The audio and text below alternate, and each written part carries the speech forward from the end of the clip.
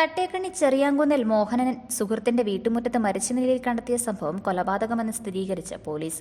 Idukki live വാർത്തകൾ നിങ്ങൾക്കായി അവതരിപ്പിക്കുന്നത് പവിത്ര ഗോൾഡ്, എന്നും സ്വന്തം. തട്ടേക്കണ്ണി വലിയകുന്നത്ത് ഡെൽഫിന്റെ വീട്ടുമുറ്റത്താണ് തിങ്കളാഴ്ച രാവിലെ മോഹനന്റെ മൃതദേഹം കാണപ്പെട്ടത്. മോഹനന്റെ മരണത്തിൽ സംശയം തോന്നിയ പോലീസ് ഡെൽഫിനെ തിങ്കളാഴ്ച തന്നെ കസ്റ്റഡിയിലെടുത്തു. ചൊവ്വാഴ്ച ഉച്ചകഴിഞ്ഞ് 3 മണിയോടെ ഡെൽഫിനെ വീട്ടിലെത്തിച്ച് തെളിവെടുപ്പ് നടത്തി.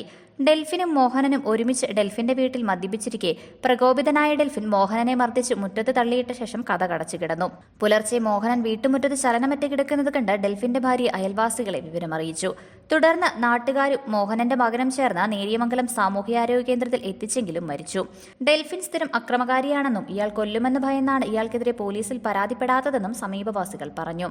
ഇയാളുടെ വീട്ടിൽ നിന്നും ശബ്ദം കേട്ട് അന്വേഷിക്കാൻ ചെന്നാൽ പിറ്റേന്ന് അവരുടെ വീട്ടിൽ വെട്ടുകത്തിയുമായി കയറി ചെന്ന വധഭീഷണി മുഴക്കാറുണ്ട്. ഇതോടെ ഡെൽഫിന്റെ വീട്ടിൽ നിന്നും എത്ര വലിയ ബഹളം കേട്ടാലും അയൽക്കാർ ശ്രദ്ധിക്കാതായി. നിരവധി അയൽവാസികൾ ഇയാളുടെ അക്രമത്തിനിരയായതായി അയൽക്കാർ പറയുന്നു. ഇടുക്കി ഡിവൈഎസ്പി ജിൽസൺ മാത്യുവിന്റെ നിർദ്ദേശപ്രകാരം കരിമണൽ police inspector KS Suresh Kumar, SI മാരായ രാജേഷ്, ജോളി എന്നിവരുടെ നേതൃത്വത്തിൽ പോലീസ് സംഘം തെളിവെടുപ്പ് നടത്തി. തുടർന്ന് പ്രതിയെ ഇടുക്കി കോടതിയിൽ ഹാജരാക്കി റിമാൻഡ് ചെയ്തു. Idukki live news Cheruthoni. Idukki live വാർത്തകൾ നിങ്ങൾക്കായി അവതരിപ്പിച്ചത് ലൈക്ക് എന്ന് നമ്മുടെ കൂടെ ഉണ്ടാവണമെന്ന് ആഗ്രഹിക്കുന്നത്.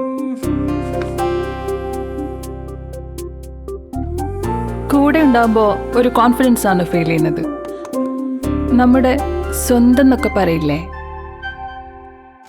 സ്വർണ്ണം എന്നൊക്കെ പറയുമ്പോൾ എന്താ പറയാ, നമ്മുടെ പ്രിയപ്പെട്ട മുഹൂർത്തങ്ങളിൽ നമ്മോടൊപ്പം പങ്കുചേരുന്ന ഒന്ന്, നമ്മുടെ സ്വന്തം.